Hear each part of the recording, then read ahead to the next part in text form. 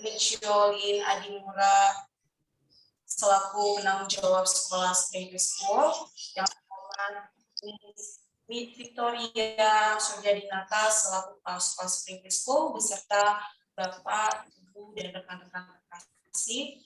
Kita bersyukur karena pagi hari ini kita bisa berkumpul dalam acara pada hari ini, di mana kita akan semakin lebih tahu kita sebagai orang tua menghadapi tumpuran teknologi yang merasuki anak-anak di zaman sekarang. Baiklah, sebelumnya izinkan saya untuk menyampaikan susunan acara yang akan berlangsung pada pagi hari ini. Yang pertama akan ada sambutan dari Kepala Sekolah Spring School, Miss Victoria Suryadinata. Selanjutnya ada kata sambutan dari Bapak Kaprodi Teknik Elektro UPH. Kemudian ada yang ketiga sesi foto bersama. Keempat, pemaparan materi dan narasumber kita Bapak Ihan. Selanjutnya ada sesi tanya jawab di akhir pemaparan materi.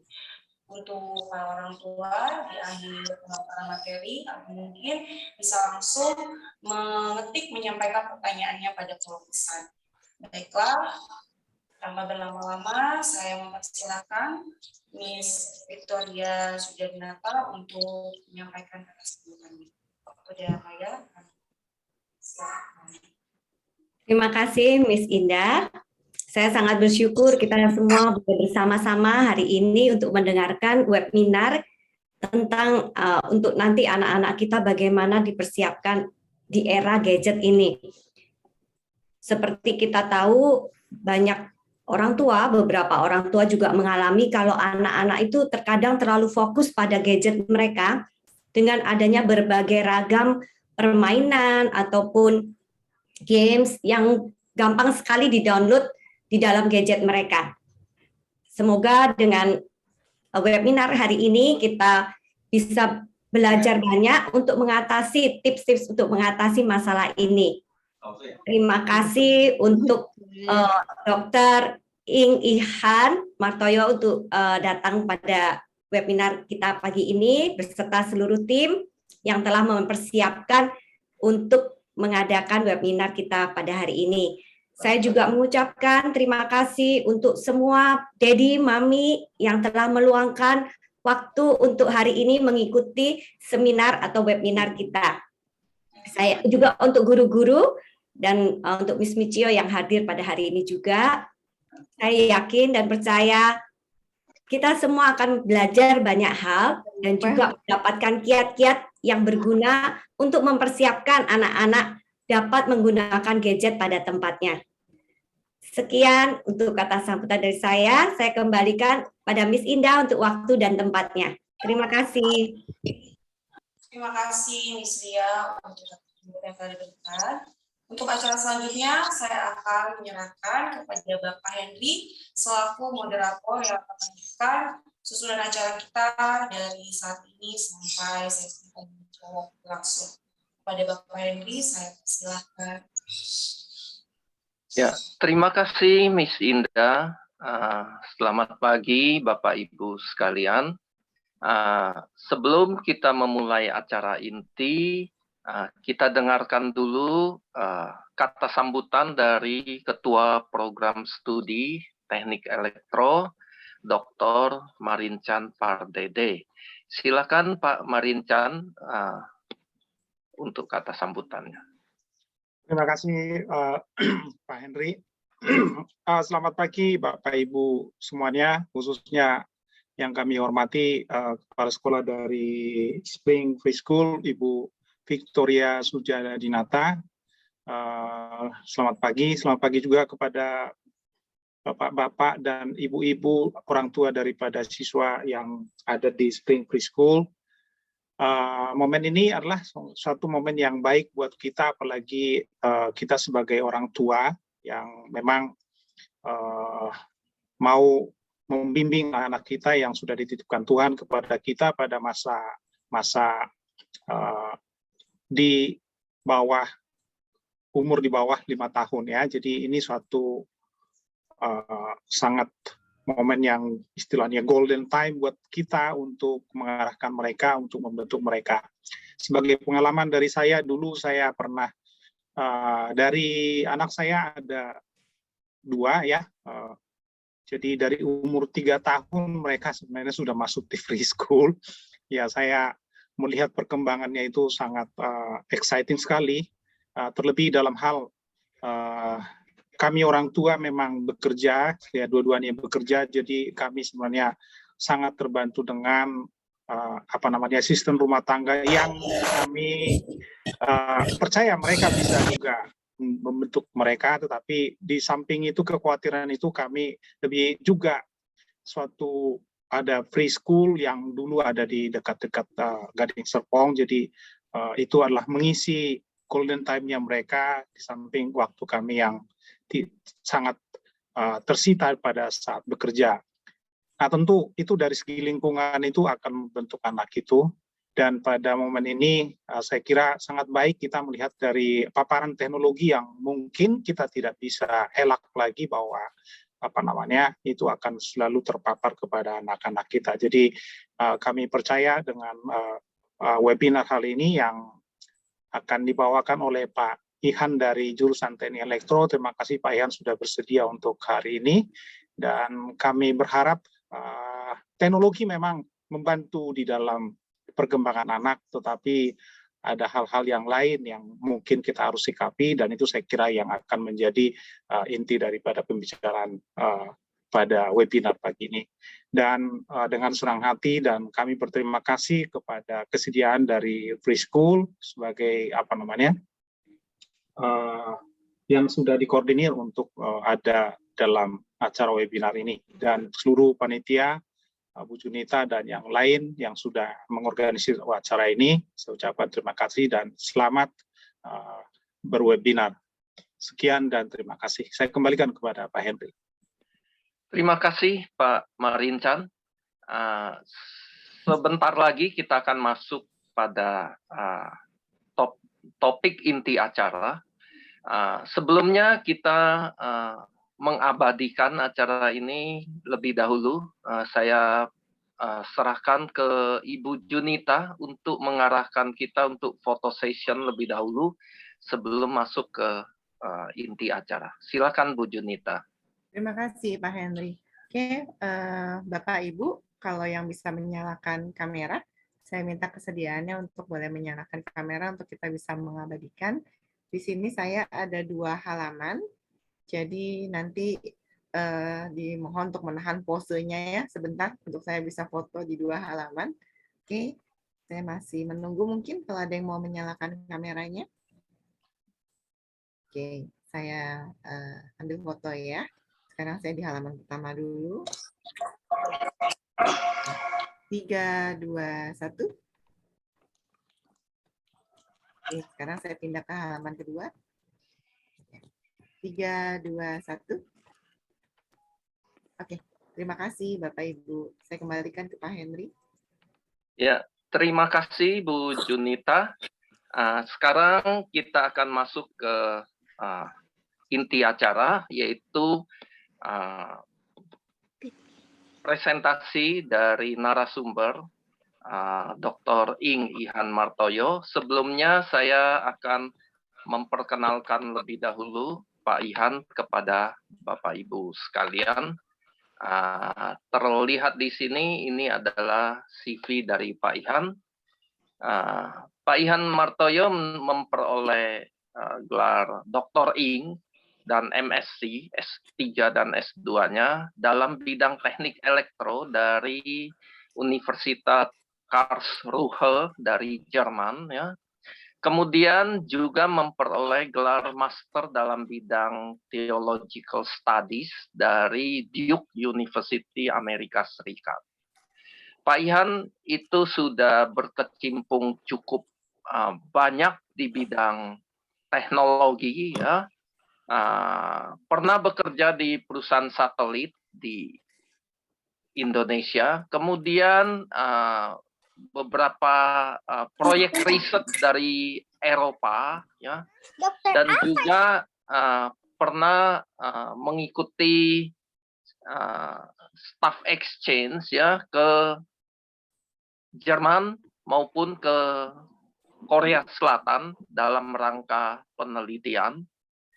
Pernah menjadi ketua program studi teknik elektro UPH tahun 2008 sampai 2013. Dan sejak tahun 2017 beliau adalah ketua Lembaga Penelitian dan Pengabdian Masyarakat atau LPPM UPH. Di area research Pak Ihan ini bekerja di mobile communications, ya, 3G, 4G, 5G, ya, dalam teknik CDMA, OFDM, ya, juga signal dan sistem, e-learning, ya, punya minat yang kuat dalam e-learning, wireless sensor network, chaos theory, social network. Pak Ihan juga menjadi pembicara yang handal untuk topik-topik mengenai teologi kontemporer, ya, sering berbicara di radio, juga di webinar dari Perkantas misalnya. Dan saat ini selain mengajar di Teknik Elektro UPH, Pak Ihan adalah juga dosen di Seminari Reform di Kemang di Jakarta. Saya kira dengan latar belakang Pak Ihan yang kuat di teknologi dan juga di teologi, juga minat yang kuat di bidang psikologi, Pak Ihan akan menjadi pembicara yang bisa memberikan banyak masukan bagi kita untuk topik hari ini, yaitu mengenai pengaruh teknologi modern yang kadang-kadang sangat adiktif, ya, terhadap generasi muda, ya, terutama anak-anak, ya, dan juga bagi orang tua bagaimana cara secara bijak memanfaatkan itu, dan mungkin ada kapan kita harus stop menggunakan itu. Kita dengarkan Pak Ihan dan mari kita sambut Pak Ihan Martoyo. Silakan Pak Ihan. Terima kasih banyak Pak Henry untuk perkenalannya yang sangat generous. Selamat pagi Bapak Ibu dan sahabat-sahabat Spring Preschool yang udah hadir untuk diskusi kita hari ini. Yang kita akan pikirkan pagi ini adalah persoalan anak dan teknologi modern, ya. Jadi memang mendidik anak saja tidak mudah, dan memang latar belakang saya dari bidang teknologi dan teknik elektro, tetapi saya juga berminat cukup kuat di bidang psikologi, ya, dan kebetulan di UPH juga ada teman-teman dari Fakultas Psikologi yang kita menjalankan riset bersama-sama. Nah, buat orang tua, ya, kalau kita mau mendidik anak-anak, maka concern kita di dalam dunia modern ini ada beberapa, ya. Yang pertama adalah dengan gap teknologi yang berbeda jauh, ya, dari 10 tahun yang lalu kita pingin anak-anak kita itu mahir menggunakan teknologi di satu sisi, tapi juga tidak terjerumus, ya, ke dalam berbagai persoalan yang bisa timbul dari teknologi itu sendiri, ya. Tetapi motivasi yang lain yang juga tidak kalah pentingnya di zaman modern ini adalah kita pingin anak-anak kita itu punya motivasi internal yang kuat, ya. Jadi banyak anak-anak setelah preschool terus masuk ke sekolah bisa jadi menemui kesulitan kalau yang 5 tahun pertamanya itu nggak cukup baik dijalani, ya. Misalnya kalau di sekolah nanti ada kesulitan, mengerjakan PR sendiri jadi sulit gitu misalnya, ya. Jadi ada persoalan kita ingin anak kita mandiri gitu. Nah, kalau dia tumbuh lebih dewasa lagi melewati masa remaja, kita pingin anak-anak kita itu nanti kalau di masyarakat bukan cuma fasih teknologi, tetapi misalnya juga tahan terhadap hoax gitu misalnya, ya. Pintar membedakan antara informasi yang bagus dengan informasi yang kurang bagus begitu. Karena kalau anak-anak kita sanggup melakukan hal-hal seperti itu, nanti secara keseluruhan Indonesia juga tambah baik ya. Karena nanti kalau pemilu dan lain sebagainya kita itu nggak terombang-ambing dengan banyak hoax, terus pilih presiden yang buruk, terus negara kita jadi rusak begitu ya karena kebijakan-kebijakan itu nggak bagus dan sebagainya gitu. Jadi Bapak Ibu yang punya anak-anak yang sekarang mungkin di usia preschool atau sekolah itu punya tugas yang sangat penting ya, yang seluruh negara ini bergantung ya terhadap keberhasilan kita bersama sebenarnya bagaimana mendidik anak kita. Nah ini sedikit latar belakang ya. Biasanya kata pendidikan itu yang kita pakai itu adalah pedagogi ya. Nah pedagogi itu sendiri muncul dari bahasa Yunani ya. Buat Bapak Ibu yang latar belakangnya agama Kristiani, kalau baca kitab suci dari Efesus 6 ayat 4 misalnya, kata ini salah satunya muncul ya. Dan ini konteksnya juga konteks keluarga bagaimana mendidik anak ya. Dan di dalam terjemahan bahasa Indonesia itu yang muncul adalah kamu bapak-bapak jangan bangkitkan amarah di dalam hati anak-anakmu tetapi didiklah mereka di dalam ajaran. Nah ini yang di dalam bahasa Indonesia diterjemahkan ajaran dan nasihat Tuhan. Ajaran ini bahasa aslinya di dalam bahasa Yunani itu paideia. Dari sinilah kita mendapatkan kata pedagogi itu ya. Di dalam terjemahan-terjemahan lain di dalam bahasa Inggris misalnya kata yang dipakai disiplin atau nurture. Ya, jadi bagaimana mengembangkan anak, bagaimana menerapkan disiplin, ya, bagaimana mengajar ya itu di dalam bahasa Indonesia terjemahannya jadi itu. Itu yang tercakup di dalam kata pedagogi itu dan kita berusaha terapkan ya buat anak-anak kita. Nah, permasalahannya adalah di dalam zaman sekarang, di dalam era teknologi ya, ternyata ada persoalan yang sering sekali disebutkan ya kalau terkait dengan gadget dan lain sebagainya, persoalan kecanduan. Nah, di dalam rangka itu ya, bagaimana sih memahami persoalan kecanduan sesuatu ya. Jadi kecanduan gadget itu tidak jauh berbeda ya dengan berbagai kecanduan yang lain ya, termasuk kecanduan narkotika ya, kecanduan makanan ya, kalau ada yang sampai ada kesulitan dengan pola makan tertentu dan lain sebagainya ya. Jadi behavior kecanduan itu sebenarnya terkait dengan bagaimana otak kita bekerja. Ini ada percobaan yang sangat terkenal ya dari tahun 1956 ini gambarnya ya. Nanti saya ada filmnya juga yang saya siapkan di YouTube, nanti bisa kita lihat ya. Ini adalah percobaannya dengan tikus. Tikus ini diberikan elektroda ke otaknya sehingga di dalam otaknya itu bisa disetrum di bagian tertentu di otak ya. Dan kebetulan yang ditemukan oleh peneliti ini namanya Olds dan Milner ya. Ini adalah pusat kenikmatan di otak itu yang kena setrum gitu ya. Jadi kalau kita misalnya makan yang manis-manis ya, makan yang enak, makan coklat, makan kue gitu ya, itu ada bagian tertentu di otak kita yang terpicu, terus kita ada rasa kesenangan ya, ada neurotransmitter yang muncul di otak kita, biasanya dopamin atau norepinefrin atau serotonin begitu ya. Itu yang mengakibatkan kita tuh happy. Ya jadi makanya kita suka sama coklat, sama es krim ya, sama yang manis-manis, terutama anak-anak juga begitu ya. Nah, pertanyaannya adalah kalau tikus ini ya distimulasi gitu ya di bagian otak itu ya. Terus di dalam kandangnya itu ada tombol yang bisa menimbulkan stimulasi itu, lalu ada tombol makanan gitu misalnya. Tikusnya kelakuannya seperti apa? Ya, jadi percobaannya itu seperti itu. Nah, lalu di dalam percobaan ini Olds dan Milner ini menemukan ya bahwa tadinya awalnya tikusnya cuman tekan sekali-sekali, tapi lama-lama dia tekan itu terus karena ada bagian yang kenikmatan di otak yang terpicu ya, dan 1 jam itu bisa tekan sampai 5.000 kali, begitu ya. Dan akhirnya tikusnya itu mengabaikan tombol makanan, cuman tekan palang setrum ini terus, karena itu yang membuat dia enak begitu ya, nyaman. Terus lama-lama dia tekan palang itu sampai dia akhirnya mati tikusnya, gitu ya. Nah ini saya bisa share ya video di YouTube tentang percobaan ini itu cukup mudah ditemukan ya. Ini saya share screen.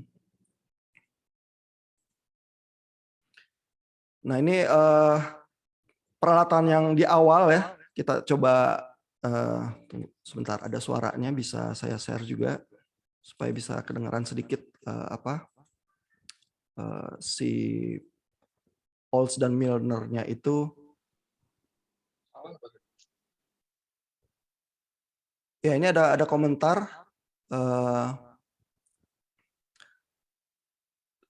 ke saya, pertanyaan juga komentar tidak menampilkan hal-hal yang berbau agama gitu ya dari Alkitab saja. Sebenarnya dari Al-Qur'an atau sisi agama yang lain kita juga tetap punya beban yang sama ya, pendidikan. Hanya tadi kata pedagogi itu munculnya memang dari bahasa Yunani itu ya. Tentu saja di dalam tradisi Islam, saya juga minatnya di dalam studi Islam juga ya, dan mengajar juga Islamologi di seminari. Banyak juga ya ayat-ayat yang muncul di kitab suci yang beban menolong kita bagaimana menyikapi pendidikan anak ya. Jadi ini bukan cuma dari satu agama tertentu saja. Nah, ini video dari Olds dan Milner ya. Ini James Olds, nama psikolognya, yang percobaan dengan tikus ya. Kita saksikan beberapa menit ya. For himself. Here you notice the animal wandering toward the pedal. When he first touches it, he gets no stimulation. It's not connected yet. Then one time he touches the pedal, it does turn on the stimulation. You can see the lights go on. Now, I will... Jadi kelihatan tikusnya itu senang ya waktu tekan palangnya itu ya, dan di situ ada indikator lampunya juga, sehingga lampunya itu menunjukkan pada saat itulah ada setrum yang kotaknya ya. Nah, di dalam kandang yang semacam ini misalnya ada batasan ya, setrumnya itu cukup menyakitkan gitu ya. Kalau dia lewat, dia harus lewatin sakit itu gitu ya, palangnya ada di situ. Tapi tikusnya itu saking kepingin ya, rasa nikmatnya itu dia tembus itu rasa sakitnya akibat setrum yang menyakitkan gitu ya. Electrify the grid. The animal must cross an area that gives a very painful shock to the feet in order to get to the pedal and stimulate the brain. And a rat wanting brain stimulation would brave a shock stronger than even a starving rat would brave to get food. Human addicts will pay just as high a price for their rewards. In the laboratory, the fascinating thing was that we found an... Ya, jadi dia tadi komentarnya ya, yang di garis itu ada setrum yang lebih bikin sakit ya. Tikusnya itu saking mau yang kenikmatan itu, dia nggak takut ya sama setrum yang bikin sakit itu, dia terobos begitu ya demi mendapatkan kenikmatannya dibanding misalnya tombol makanan. Ya, jadi dengan percobaan-percobaan yang demikian itu ya, James Olds itu dan Milner menemukan ya bahwa kita itu edik terhadap sesuatu itu kemungkinan karena memang pusat kenikmatan kita itu yang terpicu, terus kita terbiasa ya dengan kenikmatan yang kita terima di otak kita itu. Nah, ada psikolog yang lain yang mencoba juga dengan squirrel monkey ya, monyet kecil. Itu sama ya, ditaruh di kandang, dikasih tombol, dikasih setrum juga ke otaknya gitu ya. Nah, yang menjadi ciri khas juga adiksi ya adalah kalau situasi itu stres ya, baik binatang maupun orang itu cenderung mencari kenyamanan ya, yang bisa meredakan stresnya dia atau ketakutannya itu. Ya, jadi monyet kecil itu juga ya kelakuannya tuh sama tikus nomor 34 itu. Jadi kalau ada tombol setrum, dia akan nyetrum ininya ya, bagian pusat kenikmatan di otaknya. Terus dia lama-lama pencet tombol itu terus, mengabaikan tombol yang makanan. Nah, tapi yang menarik ya adalah di dalam percobaan dengan monyet kecil itu, monyetnya kalau dikeluarin dari kandang, dia tuh jadi sehat lagi. Ya, jadi bisa detox ya, terus jadi monyet biasa lagi. Nah, cuma trauma terhadap kondisi di kandang itu ya, itu akan kembali begitu monyetnya dimasukin ke kandang lagi. Gitu. Jadi pada saat monyetnya dimasukin ke kandang lagi, walaupun nggak ada tombol yang bisa menghasilkan kenikmatan setrum itu, dia akan berdiri di tempat tombol itu ada. Jadi tombolnya udah dicabut, tapi dia akan berdiri di situ ya, karena di dalam situasi kandang yang bikin stres, terkurung, cenderung nggak ada teman begitu ya. Itu satu-satunya kenikmatan yang dia bisa dapat dari situ. Ya, jadi salah satu hal yang penting ya dan utama di dalam fenomena adiksi juga adalah biasanya kalau tingkat stres kita itu tinggi ya, dan lalu kita itu tidak mampu mengatasi ya stres atau takut, anxiety yang muncul begitu ya, itu banyak adiksi itu bisa kambuh, bisa relapse gitu. Sedangkan kalau misalnya situasi lingkungan itu berubah, tiba-tiba kita tuh bisa detox, terus bisa menghilangkan kebiasaan buruk itu ya. Nah, fenomena semacam ini juga muncul misalnya ada teman kita yang bekerja di pusat rehabilitasi narkotika gitu ya di pinggiran Jakarta. Dia tuh mengamati kalau orang masuk ke panti rehab itu ya, terus kan di dalam lingkungan yang terkontrol, biasanya masuk itu detox dulu, dikurung gitu ya, sakau-sakau aja gitu ya, sampai dia selesai. Terus habis itu dia ada komunitasnya, ada teman-teman, ada aktivitas, belajar kerajinan dan lain sebagainya. Itu tuh bisa sembuh dan baik-baik ya. Tapi begitu lepas, terus kembali ke lingkungan tadi tempat dia berasal ya, keluarga, lingkungan masyarakat sekitar, itu bisa relapse lagi dengan cepat. Ya, karena semua pemicu stres yang ada dari lingkungannya itu kembali dengan tiba-tiba ya. Lalu nanti terus kalau ada teman yang nawarin sesuatu ya, nah nanti relapse lagi dengan cepat ya. Jadi faktor lingkungan, faktor stres dan anxiety itu termasuk pemicu yang sangat penting ya. Ada lagi misalnya percobaan lain dengan tikus ya. Kalau tikus jadi dikasih mainan, terus ada teman dan lain sebagainya, kemungkinan dia jadi adiksi ya terhadap hal-hal yang misalnya kalau dikasih bahan narkotika atau apa, tikusnya lebih enggak begitu ya. Jadi faktor lingkungan, keluarga, pendidikan, lingkungan sekolah dan lain sebagainya itu jadi sangat penting ya di dalam semua fenomena adiksi ya.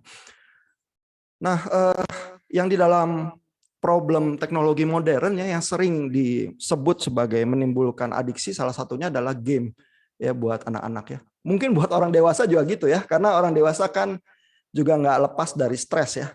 Mungkin kalau bapak-bapak itu mungkin lebih ngegame ya, kalau ibu-ibu mungkin enggak ya. Ibu-ibu mungkin yang lain gitu ya, mungkin jadi makan lebih banyak atau apa gitu ya, ininya fenomenanya. Tapi kalau bapak-bapak salah satunya mungkin gaming gitu ya, karena mungkin dari kecil waktu tumbuh juga ada game-game tertentu yang disukai ya. Nah, gaming addiction ini misalnya ada kisah ya, anak SMA kelas 2 dia mulai gaming gitu ya. Terus gaming yang zaman modern ini ya, yang seperti ini World of Warcraft, ini gamenya itu mainnya bareng-bareng sama teman-teman lewat internet. Gitu ya. Jadi bukan cuma sekedar memainkan gamenya ini perang-perangan ya, berantem merebut daerah itu menyenangkan, tetapi menyenangkannya juga sama teman-teman yang dari internet itu. Ya, dan sama teman-teman itu bisa saling berbagi senjata, beli barang, saling bekerja sama begitu ya. Nah, sehingga orang yang anak-anak yang terutama adiksinya game yang semacam ini ya, bisa aja teman-teman realnya itu yang ada adalah teman-teman yang main game ini, sedangkan di luaran itu nggak punya teman begitu ya, sehingga kalau punya teman kan bikin kita lebih nggak stres dan lain sebagainya gitu ya. Tetapi ini juga menunjukkan ya bahwa fenomena adiksi yang semacam itu adalah karena mungkin pertemanan yang di luar game itu kurang bisa dibina ya, sehingga tetap ada kebutuhan itu tapi dipenuhinya jadi lewat teman-teman yang lewat gaming ini. Nah, si anak SMA ini kebetulan cukup cerdas ya, masih ya. Jadi dia bisa berhasil lulus SMA, tapi begitu dia masuk kuliahan, terus kan dia tinggal sendiri ya di kosan gitu ya. Terus nggak ada yang ngawasin ya, nggak ada orang tuanya gitu ya. Itu mulai semester kedua mulai stres lagi. Nah, begitu stres lagi, terus ada yang ngajakin main game lagi, dia mulai main lagi ya. Dan main gamenya ini bisa bermalam-malam ya, nggak tidur, nggak makan, nggak ngapa-ngapain yang lain gitu, main game terus begitu ya. Sehingga semesternya nilainya hancur ya. Dari yang tadinya A nilainya jadi pada F gitu ya. Sehingga mau nggak mau maminya itu datang ke kosannya dia terus masukin dia ke panti rehab. Ya, dan si anak ini kalau diwawancara ya dia juga akan bilang ya bahwa hal yang paling berbahaya ya buat orang yang udah adiksi adalah pas dia keluar nanti dari panti rehab dia merasa dia udah sembuh sepenuhnya gitu. Karena pada saat itu kalau dia lengah ya terus tingkat stresnya naik lagi gitu ya, terus ada teman yang ngajakin, yuk main lagi yuk sedikit aja gitu ya. Nah, dia akan relapse tuh cepat ya, akan mulai main lagi gitu ya. Nah, jadi salah satu hal yang penting ya yang kelihatan dari kisah-kisah yang semacam itu ya adalah memang kita itu di otak kita ada mekanisme tertentu ya yang bisa menimbulkan kenikmatan dan itu wajar ya. Dan itu juga baik ya karena misalnya ya kalau anak-anak itu ada yang suka berlatih musik begitu ya. Nah, anak-anak yang berlatih musik terus bisa ngeflow gitu ya. Itu bisa latihan berjam-jam itu nggak terasa. Itu sama sebenarnya kayak gaming gitu ya. Tapi waktu dia ngeflow itu ya otak itu juga dipenuhi hal-hal yang bikin happy ya, dopamin, serotonin, norepinefrin begitu ya. Karena dia tiba-tiba bisa main piano ini kok nadanya indah-indah ya, atau belajar main gitar, atau ada yang sport gitu ya, sukanya main basket aja ya, disuruh jangan lama-lama main basket 1 jam aja ya, 2 jam nggak selesai-selesai ya, padahal badan udah capek tapi main terus ya karena menyenangkan ya. Juga kalau permainan olahraga itu ada teman-teman kan beroleh teman-teman juga ya dari permainan-permainan itu gitu ya. Nah, jadi itu tuh sebenarnya pengalaman ngeflow itu ya. Itu sama ya seperti yang mengakibatkan kita itu kecanduan juga. Karena di otak itu juga muncul hal-hal yang happy. Tapi ngeflow itu artinya ada yang positif ya, di mana anak-anak itu mengembangkan kemampuan skill tertentu, entah itu musik, entah itu olahraga gitu ya. Entah itu matematika ya. Jadi anak-anak yang pintar matematika gitu misalnya ya, kalau menghadapi problem matematika, dia akan bukannya stres ya, tapi merasa oh ini challenge ya. Ini sulit sih, tapi coba saya pikirin ya, lebih lama lagi dikit, nanti lama-lama saya tahu gitu ya misalnya ya. Dan dia jadi nggak takut terhadap challenge yang semacam itu ya, terus dia bisa menyibukkan diri dengan problem-problem matematika. Mungkin kalau orang lain 10 menit udah nyerah, dia bisa 1 jam ya, dia bisa 2 jam gitu ya. Nah, jadi kalau anak-anak itu mengembangkan ya pengalaman yang biasa bisa flow yang semacam itu ya, dia itu nanti bisa belajar mandiri lebih kuat daripada anak-anak yang lain, karena anak-anak yang lain nggak pernah punya experience ngeflow itu ya. Apa enaknya sih lihat papan catur gitu misalnya ya. Dulu waktu SMA saya ada klub catur juga di sekolahan saya kebetulan gitu ya. Terus ada teman-teman yang ngeliatin papan catur lama gitu ya, terus ini ada problem, ini bisa menang nih putih kalau ngelangkah gitu ya, terus mikir lama. Ada yang nggak asik gitu ya misalnya. Nah, jadi orang yang bisa ngeflow gitu ya, itu sebenarnya mungkin anak-anak sih nggak akan bisa tahan latihan 5 jam ya. Itu atlet profesional kali ya yang seperti itu ya. Tapi kalau dari kecil dia punya pengalaman itu ya, bahwa bekerja keras meraih challenge yang sedikit lebih tinggi ya daripada yang dia sanggup sekarang lakukan gitu ya, itu menyenangkan gitu ya. Nanti berbagai skill yang lain itu dia bisa ya, waktu dia mulai jadi lebih dewasa, dia punya kemandirian itu juga untuk melakukan hal-hal yang lain itu. Nah, jadi kurang lebih tantangan kita itu seperti itu ya di dalam proses pendidikan kita. Nah, ini Pak Henry juga nulis di kolom chat, kalau Bapak Ibu ada pertanyaan ya, pas terpikir daripada lupa bisa ditulis juga di kolom chat, nanti bisa kita diskusikan ya. Ini kita lanjut lagi sedikit ya. Ini ada paper ya, ini paper artikel ilmiah dari tahun Maret 2021. Jadi di tengah-tengah pandemi Delta itu di seluruh dunia ya. Ini papernya ini bilang bahwa internet dan pornografi itu meningkat penggunaannya pada saat di tengah-tengah pandemi COVID-19 ya. Jadi ini juga fenomena yang muncul ya dan cocok ya dengan teori-teori tentang adiksi itu ya. Jadi pandemi itu sendiri menghasilkan stres yang sangat tinggi ya, baik buat pekerja kantoran maupun keluarga-keluarga ya. Dan terus orang terkurung di rumah ya, terputus dari banyak relasi-relasi personal lingkungan begitu ya, sehingga stres yang tinggi itu memicu ya berbagai hal, termasuk penggunaan pornografi begitu ya, yang disinyalir meningkat begitu ya. Dan ini juga mungkin semacam tantangan juga yang dihadapi ya nanti buat anak-anak kita di masa depan, karena akses teknologi makin kuat dan pornografi itu memang manusia kan juga manusia seksual ya, sehingga memang hubungan seksual itu mengakibatkan kenikmatan tertentu juga yang secara wajar juga bisa kita nikmati di dalam pernikahan. Nah, tetapi pornografi itu jadi bisa juga jadi semacam pelarian ya kalau tingkat stres itu terlalu tinggi, sama seperti gaming, sama seperti makanan dan lain sebagainya gitu ya. Dan itu kita amati juga selama pandemi dan menjadi tantangan juga di kita di dunia maupun di Indonesia ya. Di Indonesia yang agak baik adalah pornografi itu di filter ya. Jadi internet kita ada filteringnya sedikit ya dari pemerintah sehingga mengakses pornografi itu tidak terlampau mudah ya. Tetapi buat yang paham teknologi ya tetap bisa sih diakses ya. Jadi kalau misalnya nanti anak-anak jadi makin dewasa tapi nggak punya kontrol diri dan nggak bisa menguasai stresnya dia sendiri begitu ya, nanti bisa terjerumus juga ke dalam hal-hal itu. Nah, jadi ini pertanyaan yang sangat sering juga kita tanyakan ya sebagai orang tua ya. Bagaimana sih jadi screen time buat anak-anak ya? Ada approach-nya nggak ya? Bagaimana anak-anak itu menggunakan gadget ya? Terutama anak-anak kecil sampai usia SD dan seterusnya gitu ya. Nah, ada dua kubu ya memang. Ada yang benar-benar membatasi screen time sama sekali ya.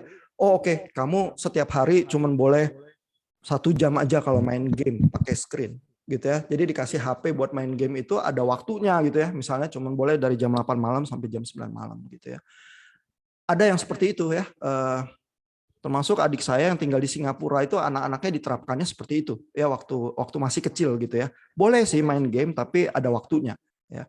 Terus anak-anaknya itu udah tahu ya kalau jam 8 malam, oh ini waktu saya main game ya, nggak mau diganggu gitu ya, dikasih ya. Terus habis selesai ya udah gitu ya. Ada yang polanya seperti itu. Nah, tapi kan zaman pandemi kayak gini ya, terus semua screen time ya. Anak-anak sekolahan juga screen time gitu ya.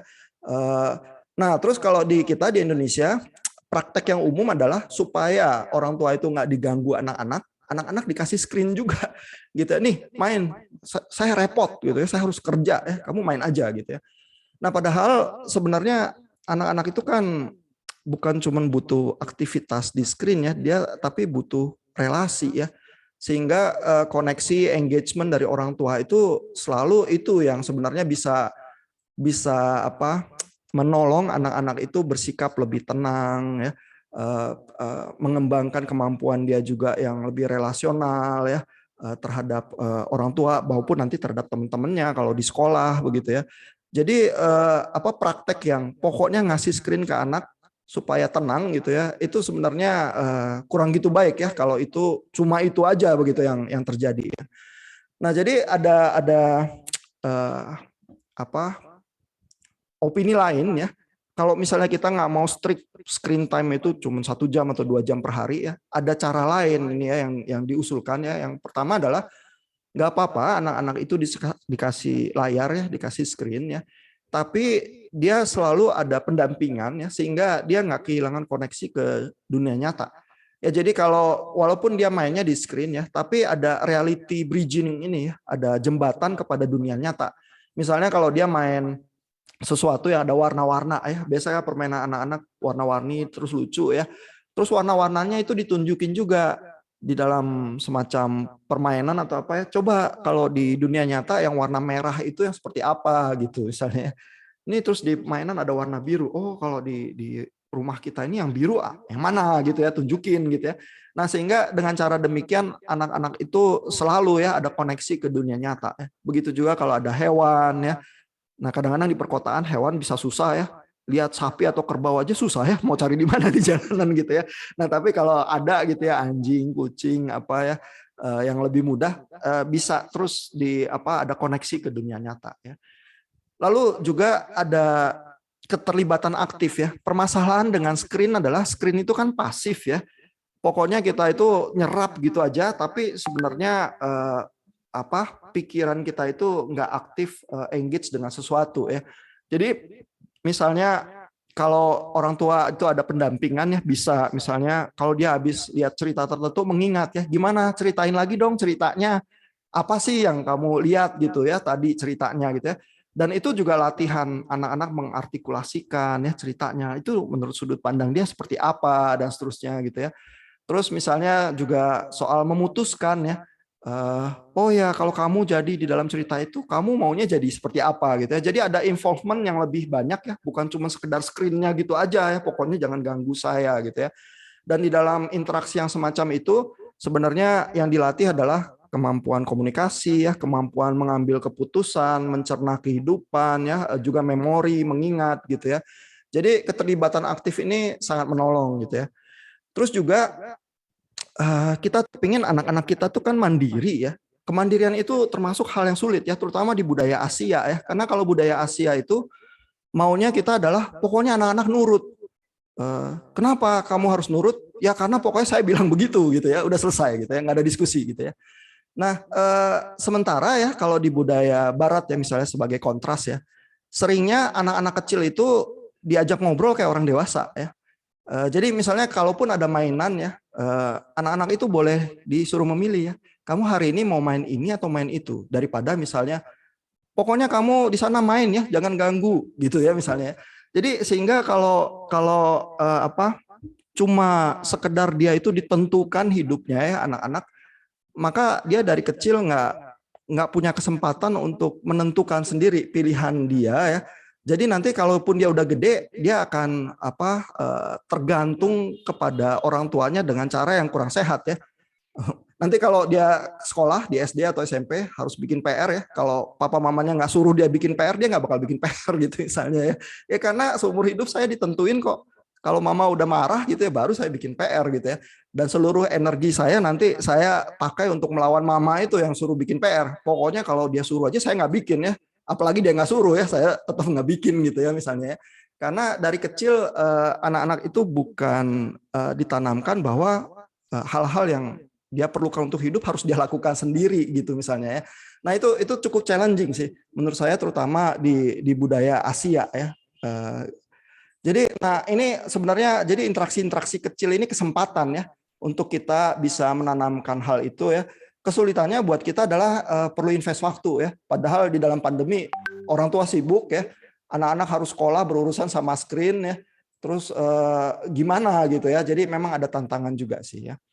Lalu yang ketiga adalah waktu berinteraksi sama gadget atau teknologi ya, relasi sama anak itu lebih baik fokusnya pada konten ya. Jadi bukan pada bagus ya HP-nya gitu, jangan gitu ya. HP-nya bisa apa gitu ya. Tapi misalnya kalau dia memang ada cerita ya, fokus pada konten ceritanya ya. Jadi kenapa itu ceritanya ya? Kalau misalnya cerita si kancil, jadi moral ceritanya apa sih? Ya, kancil itu kenapa gitu ya. Terus karakter ya, misalnya ya kalau di dalam cerita itu, cerita itu si Unyil itu orangnya kayak gimana sih gitu misalnya ya. Jadi dengan cara yang demikian anak-anak itu berlatih juga ya mengestimasi karakter, bagaimana berelasi ya lewat cerita-cerita yang dihidupi di dalam screen itu ya. Jadi di dalam pendekatan yang semacam itu, screen-nya bisa saja justru punya fungsi yang positif ya, karena memberikan kesempatan untuk interaksi yang lebih kaya yang sifatnya personal yang terjadinya di luar screen gitu. Jadi nggak bisa cuma screen aja gitu. Ini pendekatan lain nih yang kalau memang kita nggak mau membatasi screen time begitu aja. Nah mungkin sampai di sini dulu, kita masih ada waktu sih sebenarnya 15 menit. Tapi kalau ada pertanyaan atau komentar dari Bapak Ibu, silakan kalau ada.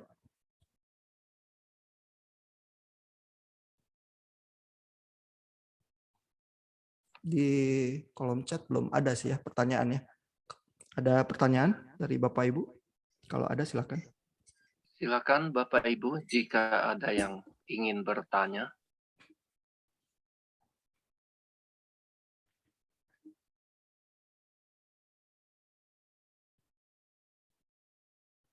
Atau komentar kesulitannya apa ya sama anak-anak, apa benar begitu yang dihadapi?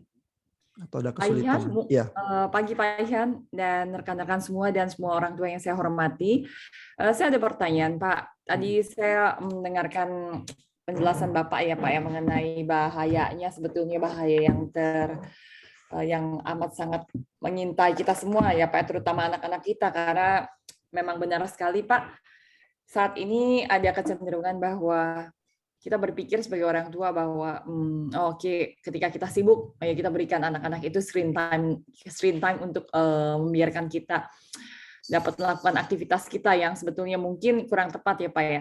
Tapi Pak, yang saya ingin tanyakan adalah bagaimana ya Pak ya, kita sebagai orang tua itu bisa cukup konsisten Pak. Kadang-kadang kan ini juga susah nih Pak, karena kenapa? Kadang-kadang dengan kesibukan kita ya Pak ya, kita sendiri juga punya stress level, kita juga punya ada begitu banyak issues yang harus kita hadapi. Ya bagaimana kita sendiri sebagai orang tua itu menentukan satu pola ya Pak ya, bahwa dan satu pola yang pasti sehingga kita tahu bahwa oke, ini yang terbaik untuk anak saya. Apalagi berhubungan dengan teknologi ya Pak ya. Karena sebetulnya gini Pak, di teknologi tersebut ada YouTube juga Pak yang mengenai ada banyak hal science experiments Pak, banyak hal mengenai mungkin ya Pak ya pelajaran tentang numeracy, literacy, so many things are there gitu. Cuman kadang-kadang Pak kita mengerti sekali ya Pak ya, dalam YouTube itu ketika kita mungkin tidak membatasi sehingga yang terjadi malah mungkin anak-anak bisa ngeklik yang mana aja kan Pak. Nah itu bagaimana ya Pak kira-kira membatasi itu semua Pak? Karena kita semua ini kan agak gagap teknologi ya Pak ya. Mungkin Bapak bisa bantu di sini Pak. YouTube sendiri sih berusaha melakukan sensor ya terhadap misalnya yang pornografi dan lain sebagainya ya. Terus kalau ada konten-konten yang lebih bersifat hate speech atau hoax, YouTube juga berusaha ya, seberapa baik mungkin bisa diperdebatkan ya, karena mereka biasanya juga ada keterbatasan lah ya, mengenali, kan harus orang ya biasanya yang ngelihat konten tertentu baru bisa mengenali, oh ini konten berbahaya gitu ya. Kalau pakai mesin kadang bisa tapi nggak sempurna ya. Nah kalau dari sisi pornografi dan lain sebagainya, YouTube sih karena diakses sangat luas ya, berusaha melakukan censorship. Terus yang kadang-kadang nyerempet ke arah pornografi aja butuh login ya, akun tertentu begitu ya. Jadi secara ini cukup aman. Cuma problemnya dengan YouTube mungkin adalah materi-materi yang untuk anak-anak terutama yang usia balita mungkin memang harus dipilihkan gitu ya, nggak semuanya cocok ya, sehingga tetap harus ada pendampingan orang tua ya.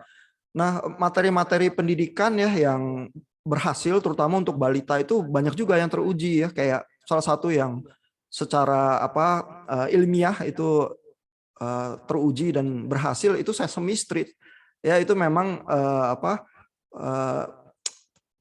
dibuktikan bisa ya meningkatkan kemampuan baca anak-anak gitu ya.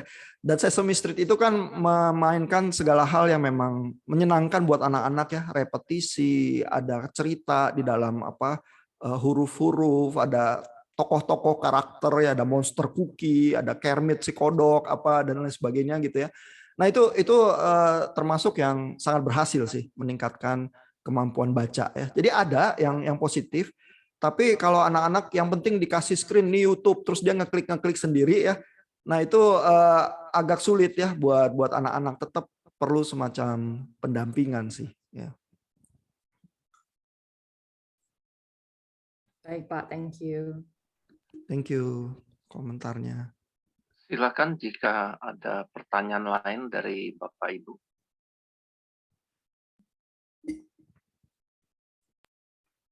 Pak Ihan. Ya Bu.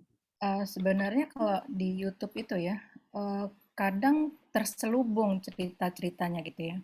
Karena seperti anak saya, yang saya lihat dia nonton seperti Gacha Live, itu ternyata ada topik-topik LGBT yang masuk di dalam cerita. Sebetulnya itu film kartun, tapi ternyata diselipkan juga tentang LGBT. Nah itu terselipnya bentuknya seperti apa ya, Bu Julinda, pernah diamati nggak?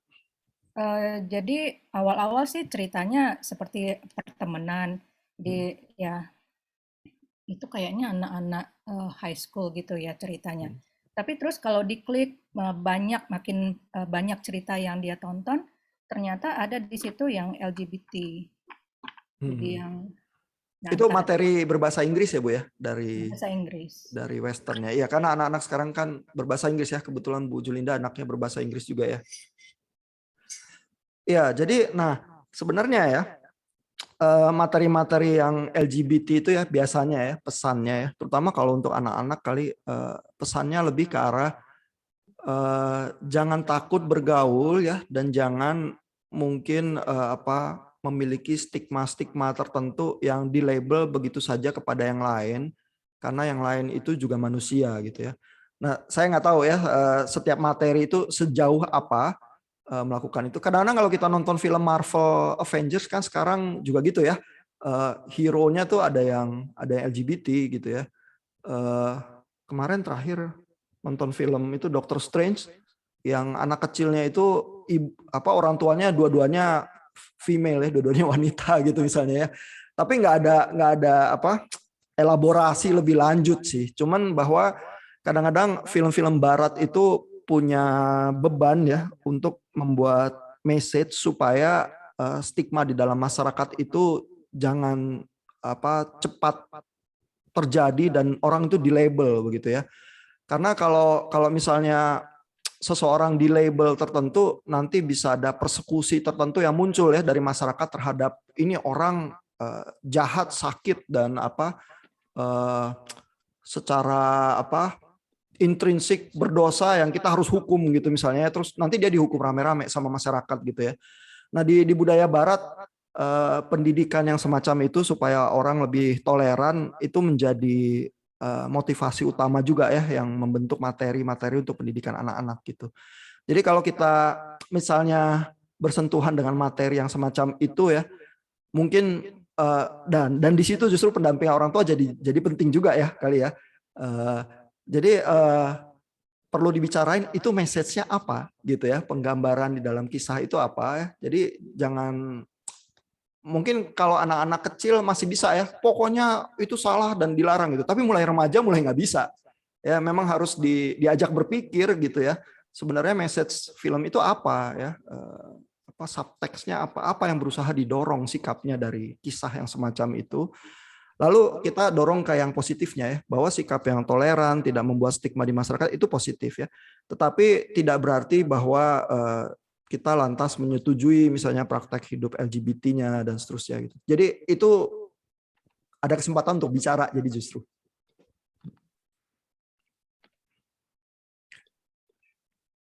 Iya, ini ada pertanyaan. Iya, Pak Ihan, ada pertanyaan dari Ibu Nuril. Ya. Berapa waktu yang sebaiknya diberikan tuh anak untuk main gadget dalam sehari? Iya, ini bervariasi ya. Seperti yang kita bicarakan tadi, ada banyak pendekatan ya. Ada yang strict, ya udah 2 jam aja bolehnya untuk main gitu ya, atau 1 jam aja gitu per hari, terus di jadwal gitu ya. Itu bagus juga kalau bisa diterapkan karena anak tuh jadi terbiasa ada mengembangkan habit untuk disiplin ya. Tahu oh jam segini saya boleh main, habis itu enggak gitu misalnya ya. Nah tapi kadang-kadang waktu 1 jam tuh bisa terlalu dikit ya. Misalnya untuk game tertentu, untuk dia mencapai level yang lebih tinggi 1 level, dia butuh waktu biasanya rata-rata 1,5 jam gitu ya. Jadi kalau kita terlalu strict 1 jam, dia pas lagi seru-serunya gitu ya, terus disuruh berhenti, ngamuk dia ntar gitu ya. Bisa begitu ya. Nah masalahnya gaming itu juga ya, itu memainkan seluruh kehebatan desain gamenya untuk membuat kita tuh rada edik ya. Saya juga masih suka main game ya, tapi cuma game-game tertentu aja, dan terus terutama kalau stres ya. Saya suka game berkelahi ya. Dulu di PC, sekarang di handphone juga ada ya game itulah, game kungfu gitu ya. Karena buat saya menyenangkan kalau saya bisa berusaha mengendalikan gerakan tubuh kinetik itu dengan timing yang tepat, dengan tombol-tombol tertentu ya, yang saya kalau mau karakter saya bergerak begitu bisa ya dengan cocok gitu ya pada saatnya, karena kalau telat dikit kena pukul ya kan. Nah jadi gaming itu sendiri sebenarnya nggak semua negatif ya, ada positifnya juga. Ada percobaan-percobaan penelitian yang bilang misalnya kalau dokter ya, surgeon, ahli bedah gitu ya, yang suka main game, menghabiskan waktu main game sekian lama ya per minggu gitu misalnya ya, dia mungkin membuat kesalahan 20 atau 30% lebih rendah ya. Karena buat surgeon, buat ahli bedah kan kemampuan kinetik tangan itu, koordinasi itu yang penting ya kan. Dia kalau operasi nggak boleh lama, terus gerakannya harus tepat ya. Kalau tangan gemeteran udah habis dia ininya riwayatnya dia jadi surgeon gitu ya. Makanya Dr. Strange yang tadinya ahli bedah, begitu tangannya remuk, udah nggak bisa jadi dokter lagi, terus dia jadi penyihir gitu kan kalau di cerita Marvel Avengers itu ya. Nah, jadi gaming itu meningkatkan kemampuan motorik dan lain sebagainya ya. Terus kalau game-gamenya strategi meningkatkan juga kemampuan berpikir strategis dan sebagainya. Jadi nggak semata-mata efeknya negatif ya. Nanti kalau saya lanjutkan sedikit materialnya, Bapak Ibu juga bisa melihat aspek-aspek positif gaming yang lain.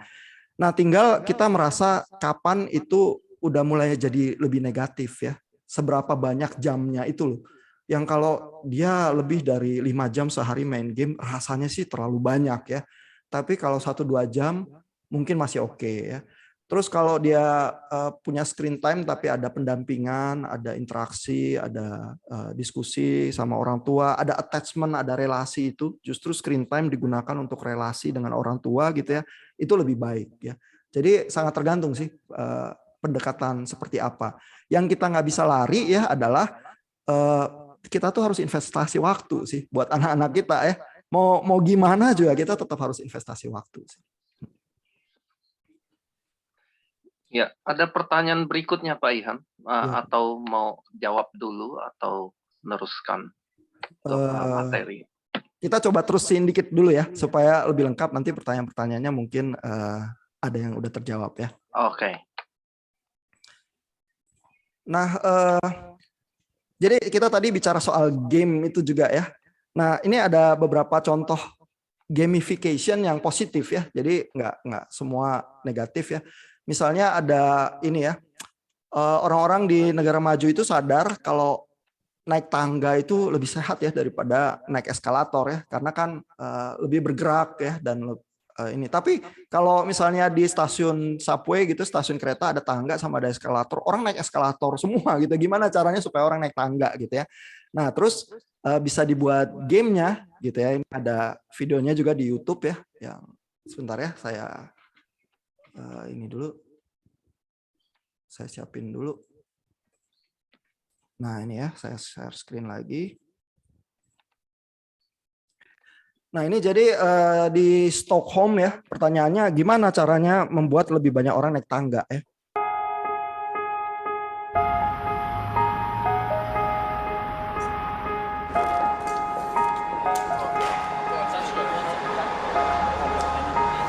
Jadi ini tangganya dibuat musikal gitu ya. Kalau diinjak bisa ada nadanya.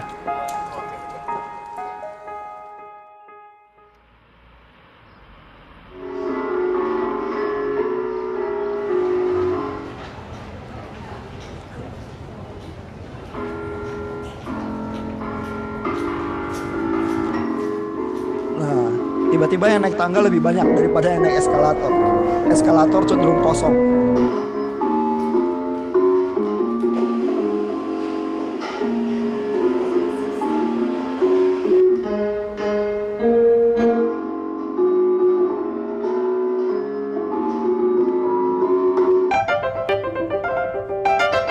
Jadi 66% lebih ya orang akhirnya pilih tangga daripada eskalator. Padahal tadinya tangga cenderung kosong, semua eskalator gitu ya.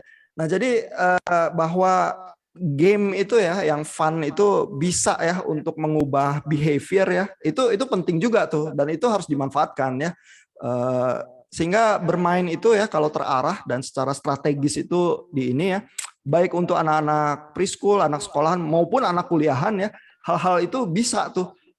Karena memang ada faktor fun tertentu ya yang membuat kita coba lagi gitu ya, coba lagi dan basically belajar segala sesuatu itu kan ada aspek menjemukannya ya. Tapi kalau kita itu terdorong untuk repetisi ya, lama-lama skill kita naik juga gitu ya. Kalau buat teman-teman yang belajar musik itu kan tahu ya perasaan semacam itu ya, misalnya ya. Saya tuh dari kecil pengen bisa main piano ya, tapi baru udah gede ini baru nyoba-nyoba. Kenapa? Karena saya lihat teorinya ya, kayaknya main piano itu nggak gitu susah ya. Kenapa? Karena kalau ada teori akord ya, misalnya 1, 3, 5 gitu ya, buat C gitu ya. Nah itu kalau saya salah pencet ya, saya pencetnya 1, 2, 5, bunyinya tetap masih enak, itu jadi C2 ya. Kalau saya pencetnya 1, 4, 5 ya, itu jadi C4 ya. Kalau saya pencet 1, 3, 5, 7 jadi C7, oh itu malah ngejazz banget gitu ya. Jadi saya tuh waktu belajar main piano itu berpikirnya, ini main piano kayaknya nggak susah. Saya pencet apa aja kemungkinan yang suaranya enak tuh banyak ya. Paling kalau saya sial banget saya mencet sesuatu itu jadi nggak enak ya. Padahal yang nggak enak juga banyak juga sih gitu. Jadi tapi saya selalu berpikir jangan-jangan saya kalau untung-untungan coba-coba aja gitu ya, banyak yang enaknya. Cuman memang kalau dilihat di YouTube orang yang memang jago main piano enaknya lebih sering daripada nggak enaknya ya. Saya nggak enaknya waktu mulai lebih sering gitu ya. Tapi terus coba saya duduk 1 jam ya nyobain gitu ya, yang mana yang enak gitu ya. Itu lama-lama saya duduknya 2 jam, terus lama-lama 3 jam gitu misalnya ya. Nah main gitar juga gitu ya. Kok orang itu bisa bikin nada-nada blues ya? Oh ternyata ada rumusnya, karena ada scale-nya gitu ya. Bisa lari-lariannya tertentu, pokoknya kalau lari di situ aja nanti jadinya nadanya blues gitu ya. Terus tapi kalau dengar di YouTube kan, blues dia kok enak ya, dalam gitu ya. Terus ada lenggak-lenggoknya itu ya. Blues saya kok kayaknya biasa aja dan membosankan, tapi saya bunyinya udah nge-blues gitu ya. Dalam beberapa menit saya bisa karena lari-lariannya di situ aja. Sama tergantung jari saya seberapa bisa ya lincah itu ya di atas alat-alat musik itu. Nah, tapi karena merasa bahwa itu kayaknya nggak gitu susah deh ya. Terus saya repetisi. Ya, terus begitu repetisi lama-lama udah bisa mulai enak, repetisinya makin sering ya. Terus kalau saya harus nulis paper atau ngoreksi atau apa, males ngoreksi ya. Saya megang gitar dulu sebentar gitu ya. Maunya sebentar 15 menit, 1 jam juga gitu misalnya ya. Nah, jadi kalau anak-anak itu punya ya perasaan itu ya, gaming, rada fun, ini nggak gitu susah kok gitu ya. Terus dia bisa sendiri ya. Terus kalau anak-anak Bapak Ibu itu bisa ya sibuk kayak gitu ya dengan alat musik atau dengan sport ya 1 jam atau 2 jam, biarinin aja tuh. Karena dengan cara demikian dia melatih ya otaknya itu yang ngeflow terhadap sesuatu yang challenging ya, yang lebih sulit. Seberapa aja dia tahannya nggak apa-apa. Terus kalau dia misalnya mau alat musik tertentu ya, saya mau belajar drum gitu ya. Ya drum sih agak mahal ya. Tapi saya mau belajar biola gitu misalnya ya. Enggak, kamu nggak bisa kok main biola. Tapi saya mau gitu ya, kasih aja gitu. Karena dia cobain aja gitu ya. Terus biasanya sih kalau anak-anak problemnya adalah nggak tahan ya, ternyata main biola susah gitu ya. Main apa yang gampang gitu ya misalnya ya. Nah terus mau cepat pindah gitu ya. Nah kalau udah gitu orang tua itu bisa berusaha mendorong, kamu cobain dulu biola. Kamu butuh apa? Butuh guru gitu ya. Coba disediain gurunya. Tapi kamu tunjukin dulu, kamu bisa ya latihan biola sampai level tertentu. Kalau kamu mau alat musik lain nanti saya kasih gitu misalnya ya. Jadi yang penting dia masuk ke dalam experience berlatih itu tuh. Karena kalau berlatih itu nanti dia nggak takut kesulitan. Karena dia rasa hidup ini kayaknya nggak gitu sulit nih. Asal saya latihan dikit nanti saya bisa. Nah, begitu feeling itu mendominasi ya seluruh kehidupan ya, itu dia jadi ada inner motivation itu yang tumbuh ya. Itu bisa dikembangkan. Dan salah satunya lewat gaming itu ya sebenarnya ya. Nah, terus ada penelitian lain juga ya, misalnya kalau orang luka bakar atau apa ya, itu kan biasanya treatmentnya sakit ya. Harus dicabut perbannya itu sakit sekali gitu ya. Terus kalau dikasih main game ya, dan game yang paling terkenal itu misalnya Mario Bros atau Tetris gitu ya, rasa sakitnya itu lebih bisa nggak terasa ya. Jadi daripada cuma dikasih obat suntik anti sakit gitu ya, kadang-kadang pakai game itu bisa meredakan sakit juga ya. Jadi hal-hal semacam itu tuh ada percobaannya yang ini ya. Nah buat Bapak Ibu yang di bidang pendidikan ya atau orang tua, gimana ya cara include gamification ya, ada game tertentu ke dalam pembelajaran, itu yang jadi menantang ya. Ada video gamification lagi ya yang lain. Misalnya gimana caranya mendorong orang untuk mau buang sampah ya. Ini videonya dari Malaysia nih malah ya, nggak gitu jauh dari kita ya. Coba kita lihat ya.